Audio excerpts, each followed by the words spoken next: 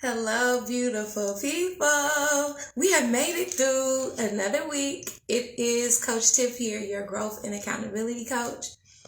And I'm here for another one, another Pathway to Purpose episode. The Pathway to Purpose series is something we started over here at Lit in January. And hey, sis, I'm just giving you a little intro and we'll get started. But we started the Pathway to Purpose series in January just as a way to give content for women and men, no discrimination over here, who are on their journey, their life journey, their growth journey. And it's just a place where you can get content directly geared towards that process and kind of pull jewels and nuggets, get a little inspiration, get some encouragement for your journey out there. Okay, so we talk about all kind of topics, and today I have the lovely Andrea, who I'm going to bring on in just a few, and we're going to be talking about finding the courage to walk out your healing. Finding the courage to walk out your healing and walk in your healing, right? Two different things, but yeah, we're going to really get into that today. So without further ado, I'm going to bring her on. And one last announcement, this month, the month of April, it is our Own It Challenge. So every week I'm challenging you guys to take one step of action to move your life forward. So you could even count this live as your step of action, listening and getting the information. But also you have an offer on the table to schedule your free one-on-one with me. And I can help you kind of get clear on some things. So if you'd like to take advantage of that offer, just hop in my inbox and I will send you over the scheduling link. Okay. I think that's all the announcements I have. So without further ado, let's bring on Queen Andrea and get started.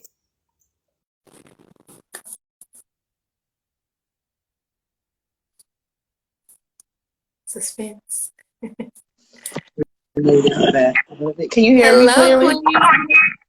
Yeah, I can hear you. Hello. Move it back a little bit. Okay. Oh, do you got it down on the table, sis?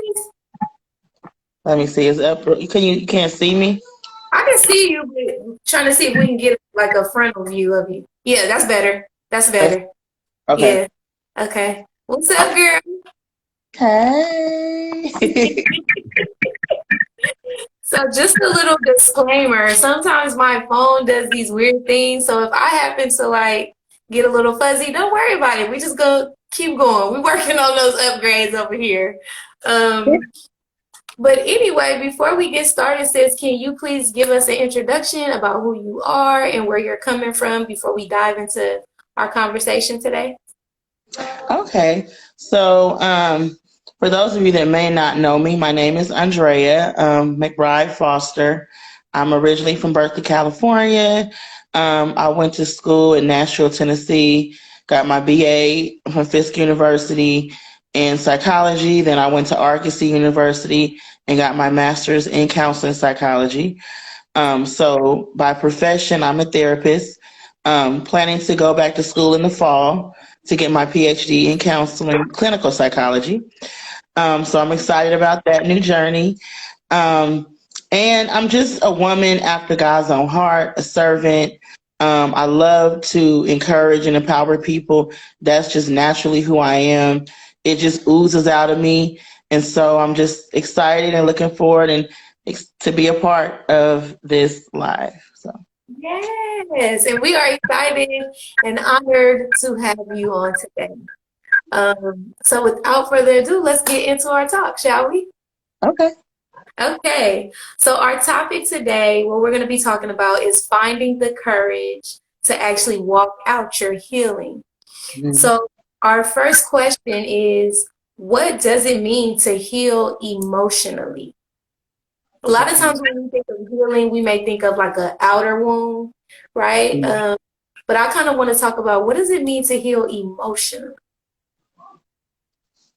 Well, that's truly powerful because, when you ask me to do this, I'm the type of person I study, I'm going to look up things. And so I was looking up, I'm like, what is emotion? Like, we know what it is without saying, but what is it? What is the root of what emotion is? And so emotion is like our feelings and thoughts and all of that kind of coming together. And so what it means to heal emotionally is to become whole. But A lot of times, like Sophia was saying, we look at healing as an outer thing or of a, well, I'm going to go work out at the gym, and that's great. But what about inner wounds, those childhood hurts and things that you need to deal with? You need to heal emotionally. A lot of times we make decisions or we do certain things because we are not healed emotionally. Our emotions have been damaged because of trauma, or things that we excuse me, things that we've been through, from words that were spoken over our lives, for word curses. I'm gonna get down because that's just me. You can do People, your sis. over your life, and you've come into agreement with it. And so when you come into agreement with what someone has spoken over your life, then you come in agreement with that curse. If someone says, "Oh, you're never gonna be nothing," or "you too big to do this," or "you just like your daddy or your grandma," whatever, then if you come into agreement with that, then that means that you're coming into agreement with something that was never intended to be over your life. And so we have to begin to heal emotionally. And healing emotionally means you got to sit down and deal with the real.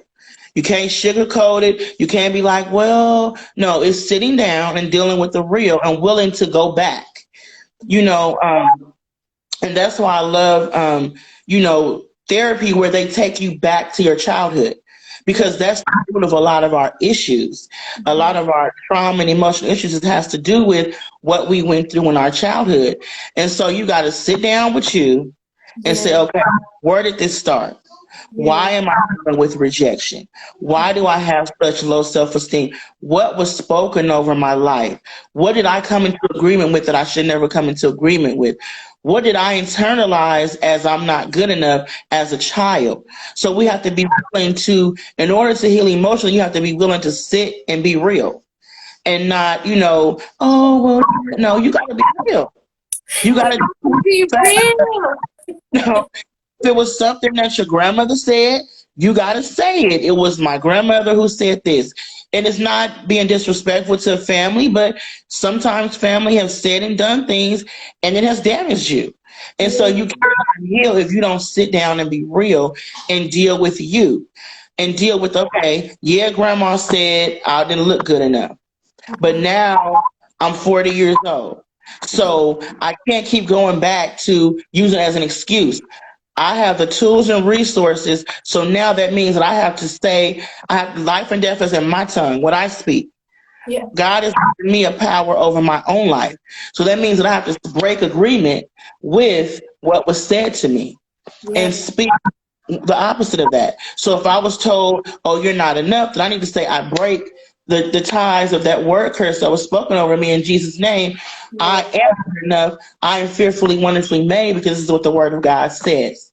And part of what healing emotionally looks like, sitting down and doing the work and being real and honest. And it's hard.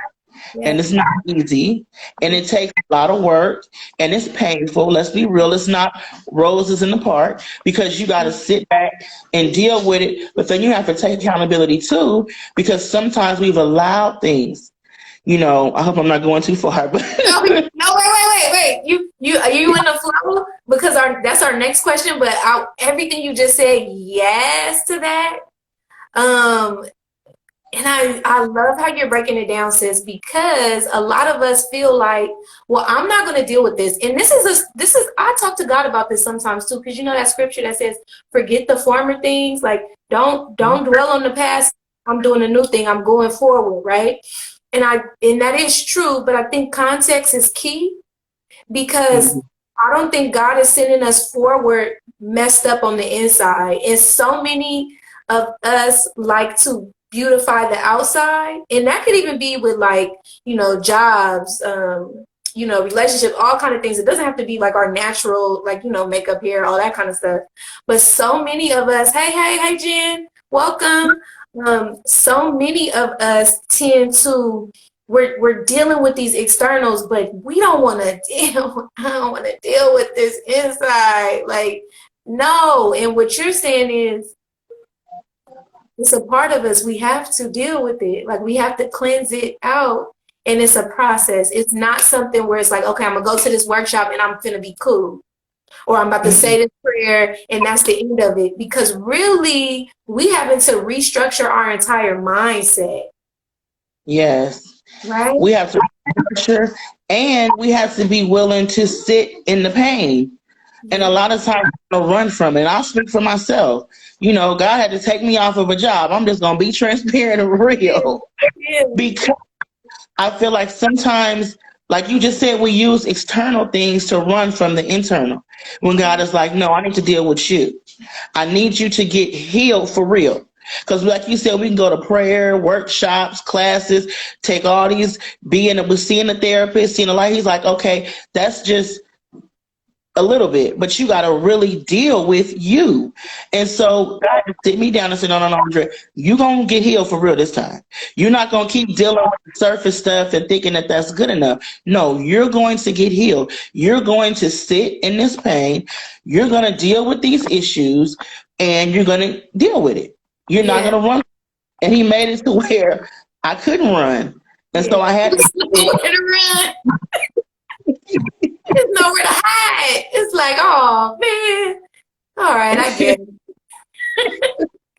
Okay, sis. Tell us why is our healing important? Okay. And then we're gonna Well, get the following question is if you want to flow into it, we're gonna go, why is our healing important? And then how do we start the journey? Because I feel like you was already kind of tapping into that.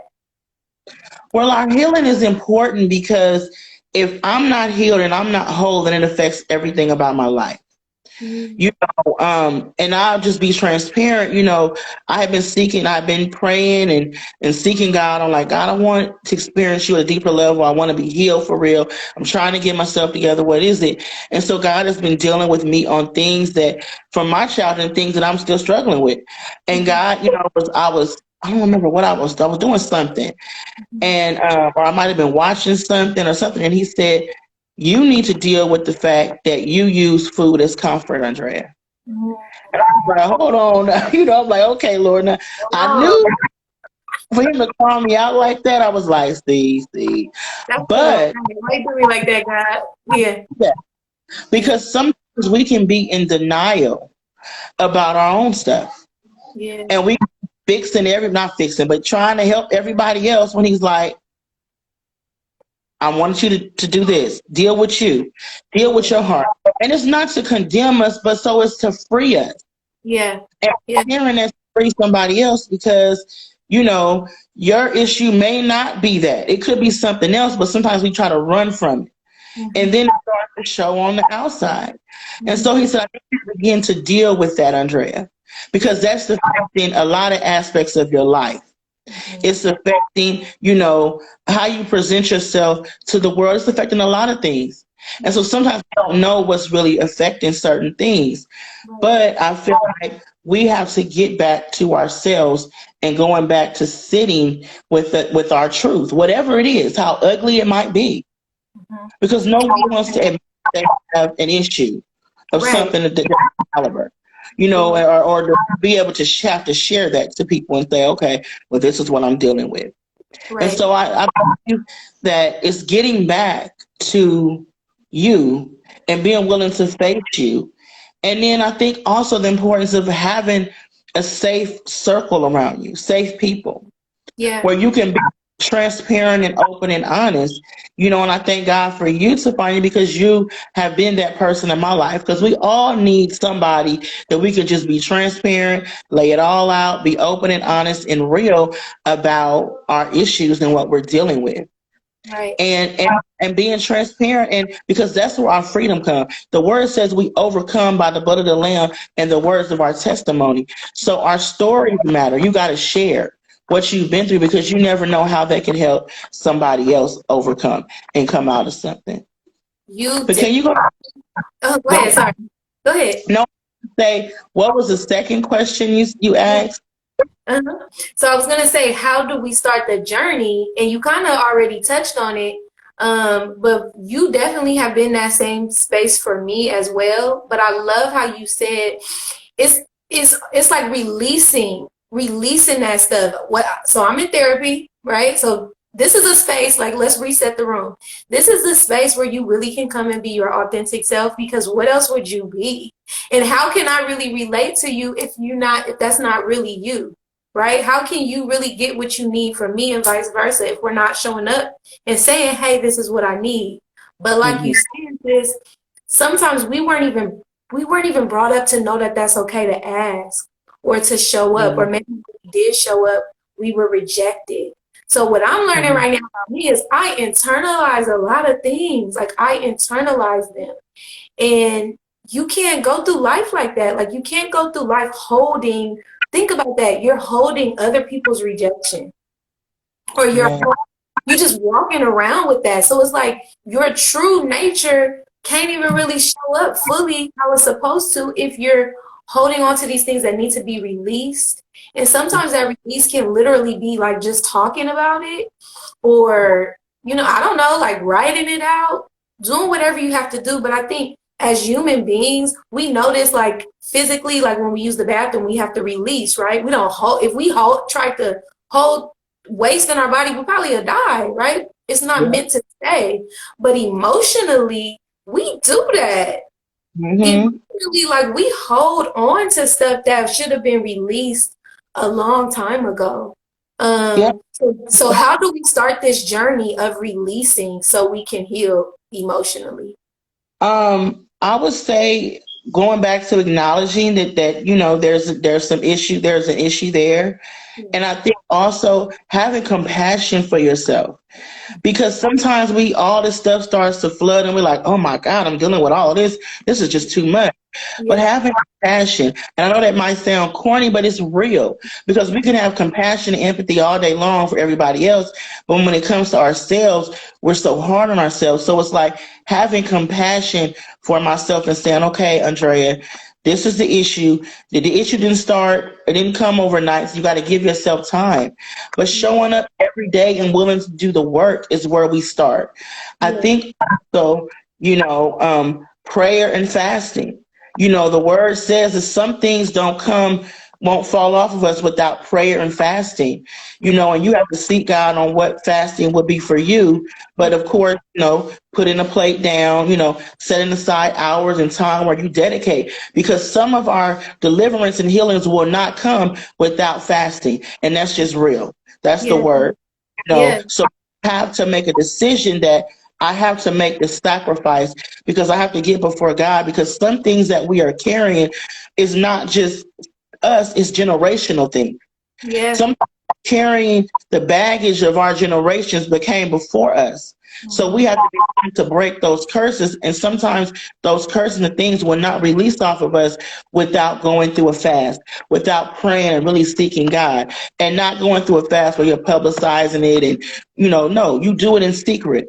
Yeah. When Isaiah 58 talks about what fasting is, you do it in secret. It's not something to publicize, but that is a big part of healing for real. We Yeah. can we can do all these things and go to the gym, and that's great. And I think we all should be doing that. But we also have to, follow biblical principles, which means some things will not break off of our lives without prayer and fasting. You Yeah. know, also starting by, like Sophia has shared, talking to someone you trust. you know everybody might not be able to afford going to a therapist, so it might be okay to say, I have this trusted friend or confidant that I can sit and begin talking to about whatever I'm dealing with. There are a lot of supports out there. There's support and therapy through text messaging.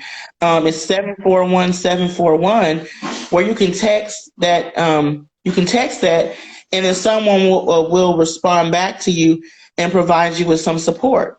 So that's how you can start. And everybody's journey is different. God might have you start by reading a book. Mhm. Might be a certain book. God might have you, because we got to get out of this religious mindset that, I mean, yes, everything is in the Word, but there are also things that He might say, you know what, I want you to read this book. There's this book that I want you to read that will also assist in your healing as well. I want you to read this book about self-love or self-discovery, in addition to reading His Word. But we got to get out of the mindset of that we have to just only read the word. I mean, and I'm not no way saying I the get what word is you not. mean. Right. It's important that we are open to, other support and other things as well. There might be a movie that God might say, I want you to watch this movie. There might be a particular song, that God might want you to listen to. I know right before we started the live, it was a song by Karima. She was in the group Virtue, and Mhm. she's solo now, and it's a song called It's All Right to Cry. And I saw that title and I was like, wow, that's powerful.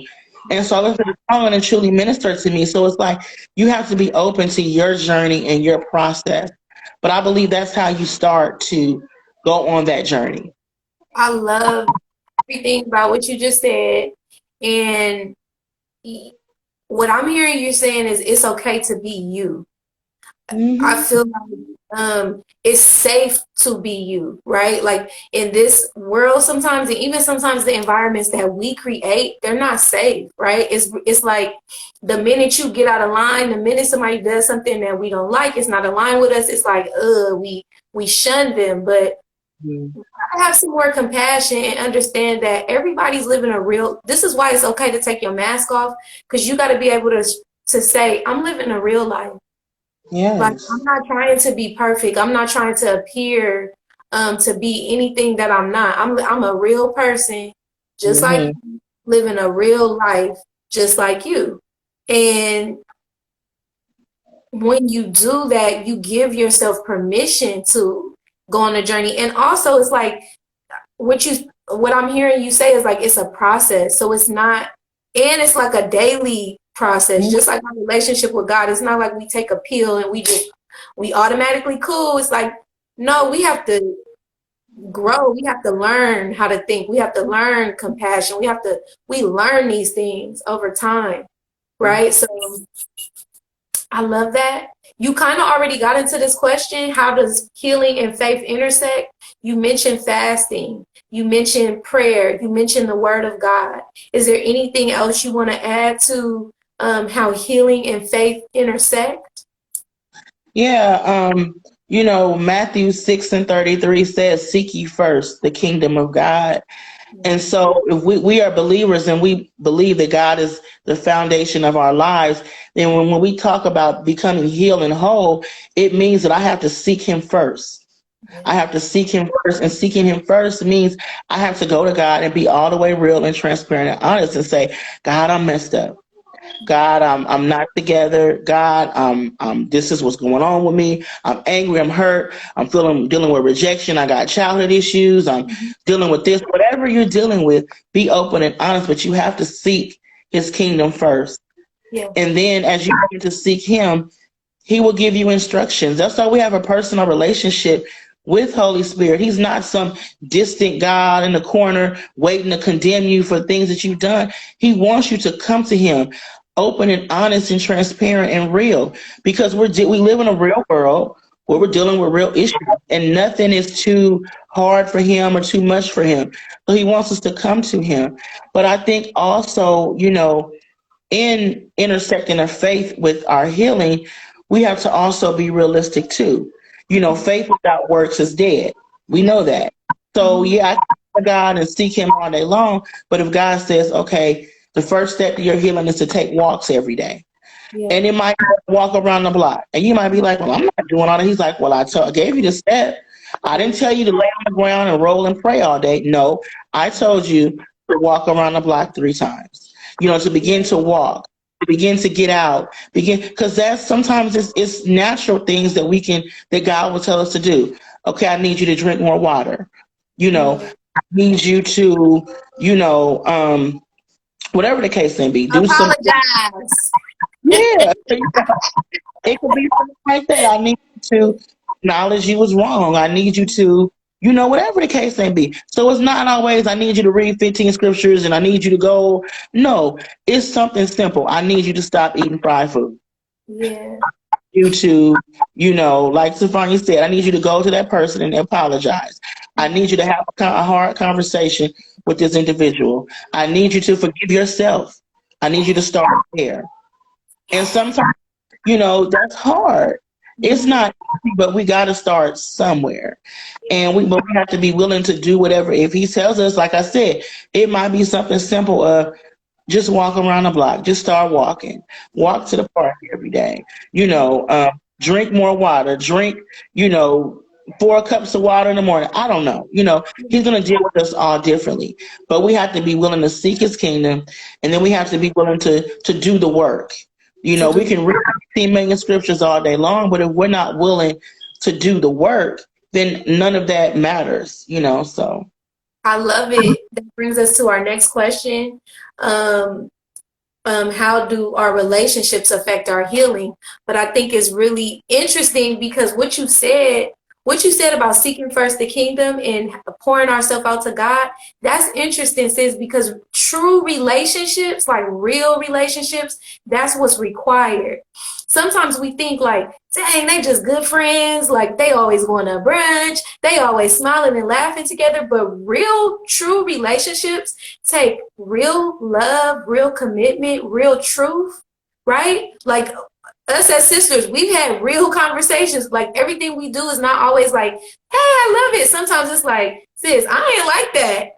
And, or, Yeah. I don't understand what you meant by that. Can you clarify? So, Mhm.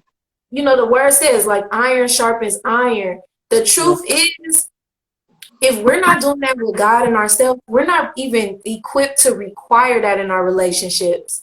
And when we have those type of relationships that really call us out, and not in a negative way, but say, sis, I felt a kind of way about that. It's like we won't even be able to take it because it's like, oh, shame, guilt. Mhm. Well, why are you attacking me? Versus, okay, sis, I apologize. I didn't mean to offend you, but that wasn't my intention. This is like having that open communication. And I don't think it's hard. I think it's uncomfortable. Yeah. I think healing is uncomfortable because calling somebody and being like, I've been tripping. I've been in my feelings. Please forgive me. I love you. I miss you. Can I hug you? That's not hard. It's uncomfortable. Yeah, because Right? it's making you have to be, vulnerable, and it's not always easy to be vulnerable because people have been vulnerable and been hurt, or having to be honest and say, I didn't like that, or that was hard for me, or having to, whatever the case may be. But I truly believe it affects our relationships because if we're not healed and whole, sometimes we will get into relationships that are not healthy, that are not mutual, that are not reciprocal. We'll make the wrong decisions based off of our skewed view of ourselves. And so when Yes. you really love you and value you, then you'll be very selective of who you're in relationship with. And Yeah. then you also will learn that everybody is not meant to be friend. Yeah. Some people are meant to be, an acquaintance. Mhm. Somebody might just be somebody to help you and support you for that season.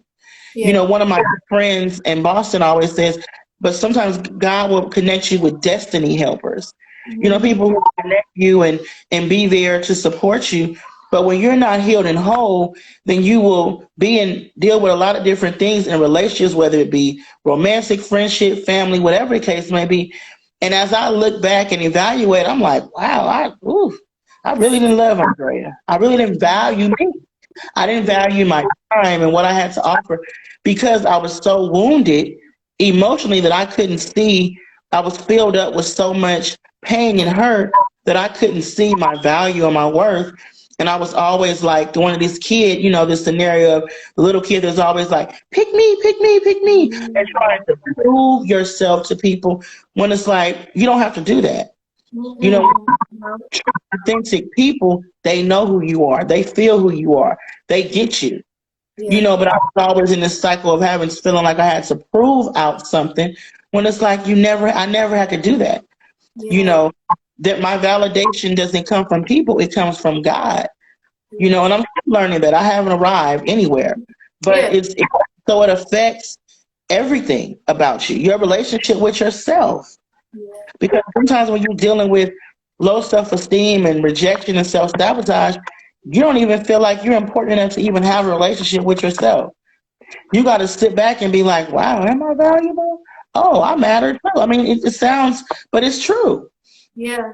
I And we have, think, go ahead, sorry, sis. Go ahead, I'm sorry. No, I was just gonna say, I think that's the danger of wrong relationships too, because they reinforce that thought that you have about yourself. Like they reinforce the negative things that you think about yourself versus healthy relationships empower you and they may correct you, but all of that is still in love and with respect of your personhood and your value. But I don't think we can clearly even recognize those relationships until we do this work you're talking about.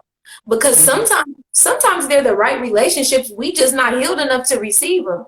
So it's like that correction sounds a lot like when these other people rejected me and I'm not with none of that, right? So it can get really deep. But I think that's why God, I don't know how people are doing this without God. Like God have to be the anchor to show you like, no, actually you're tripping. Actually, you're in your feelings. Actually, no, that right there, that was not cool. Do not go back there. Right? Like God will tell you because he have this higher perspective and he sees things that we can't even see sometimes. Right? yeah, it's true. And I believe sometimes we have to release. Sometimes God is like you said, I have these relationships here, but sometimes because of our own, being unhealed, not being healed and not being whole, we want to make something be what it's just not. And it goes based in the real of this is what it is, but God has this over here for me now. And so That takes releasing faith. was, That takes faith.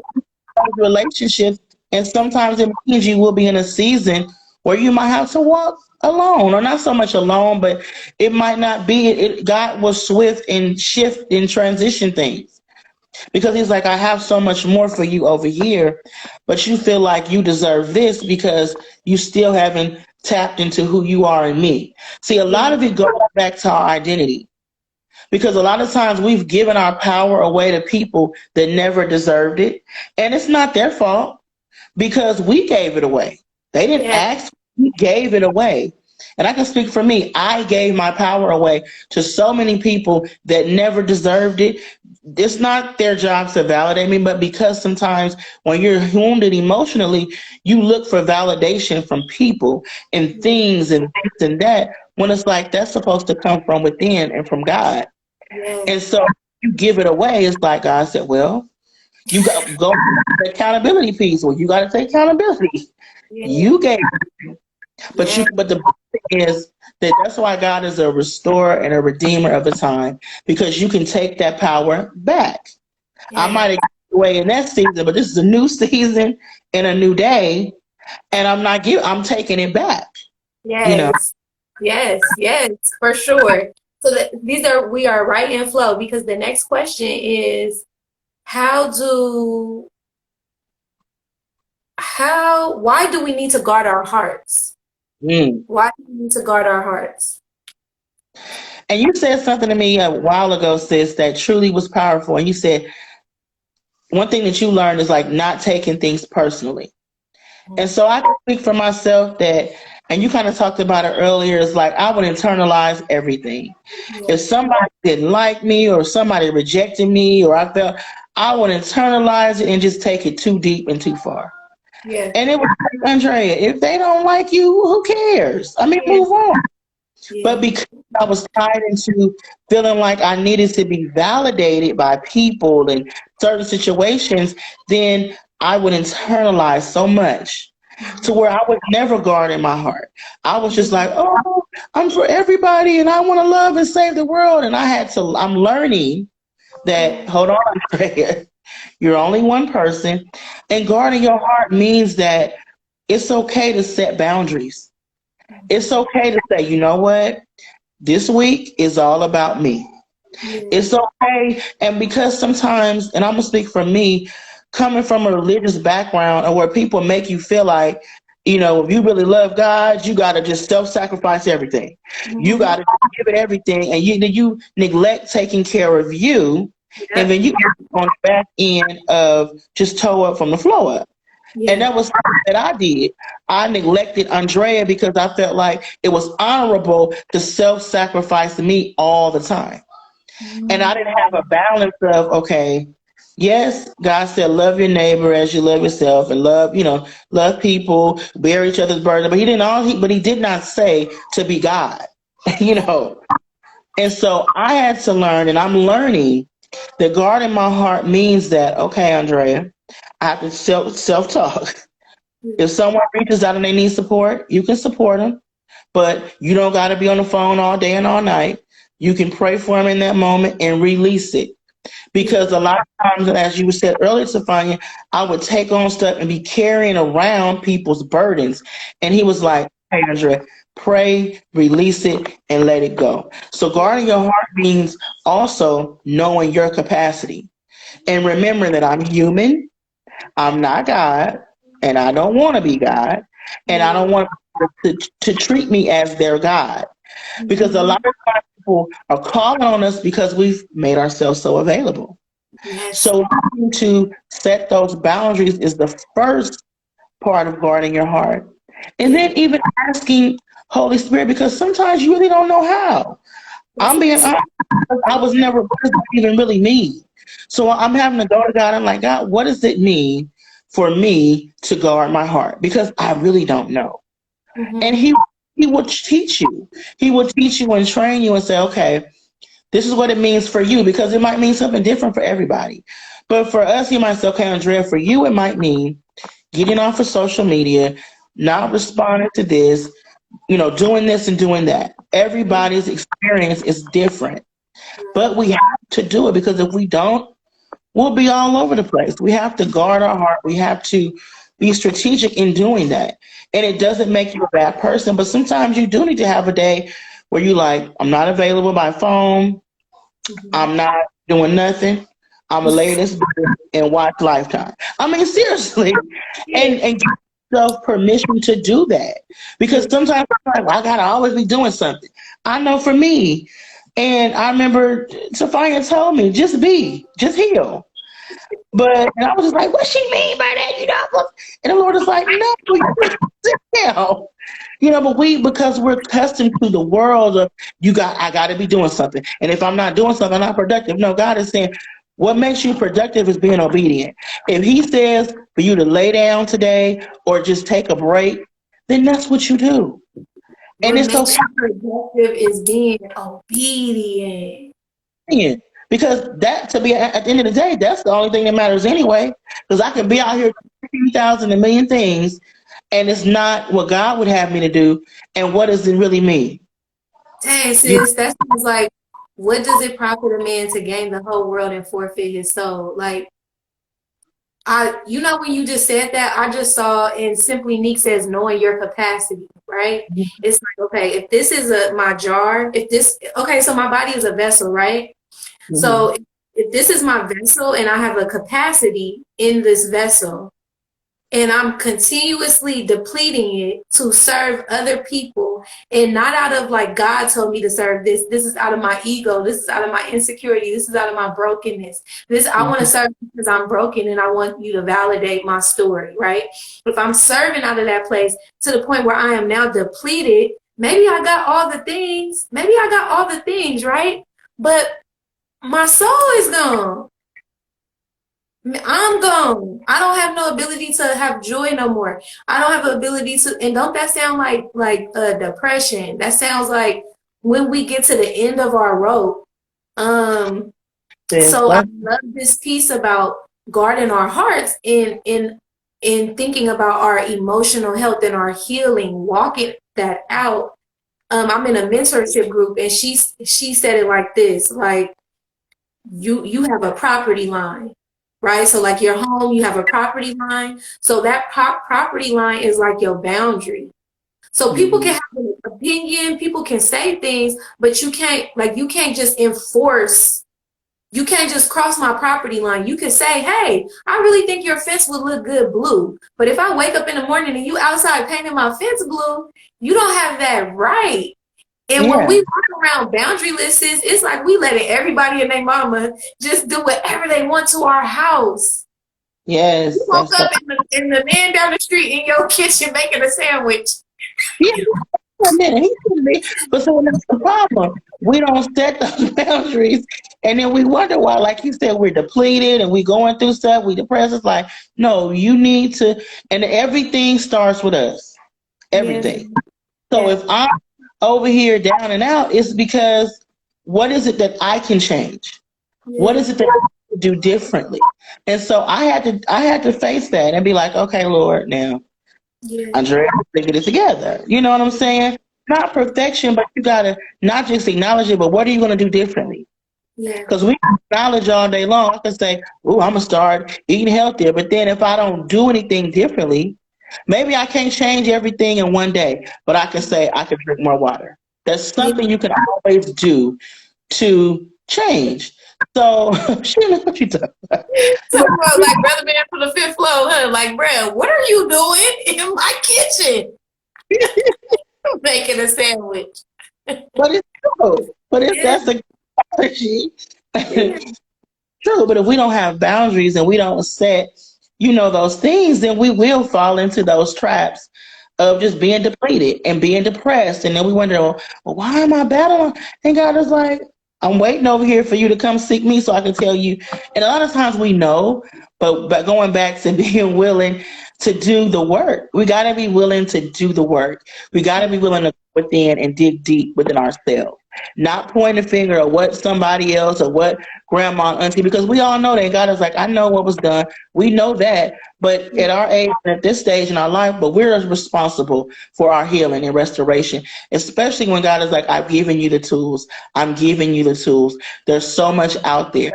And we just have to utilize it and be willing to go through the process.